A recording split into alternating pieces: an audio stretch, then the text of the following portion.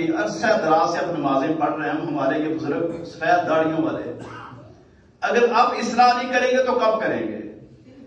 اور ان کی دیکھا دیکھی ہمارے جوان، ہمارے بچے، انہوں نے بھی وہی کرنا ہے۔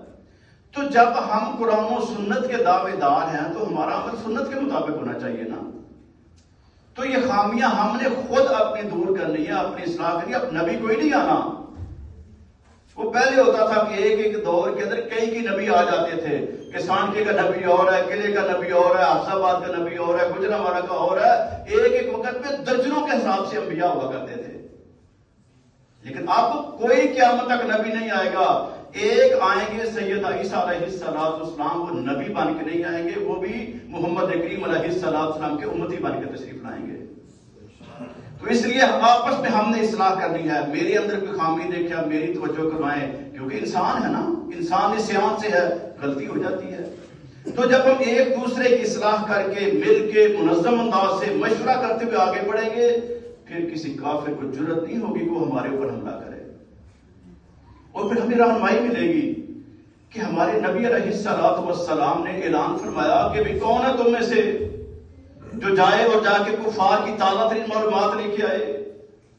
وہاں پر سیدنا صدیق اکبر موجود ہیں، فاروق اعظم موجود ہیں، عثمان غنی موجود ہیں، حیدر کرار موجود ہیں، بڑے بڑے صحابہ کرام، لیکن سارے چپ کر کے بیٹھے ہوئے ہیں۔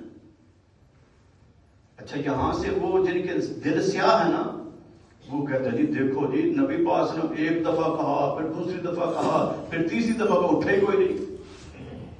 یہ کون سی تباہ پیروی ہوئی؟ کیونکہ دماغ بھی گندا ہے، دل بھی گندا ہے، تو سوچ بھی تو گندی ہونی ہے نا۔ حقیقت کیا تھی کہ وہ کئی دن کے بھوکے پیاسے تھے، پیٹوں پہ پتھر باندھے ہوئے تھے، خندق کھود کھود کے برا حال تھا، اور اب چونکہ پوری امت کی ترجمانی کے لیے فقط ایک فرد نے جانا تھا۔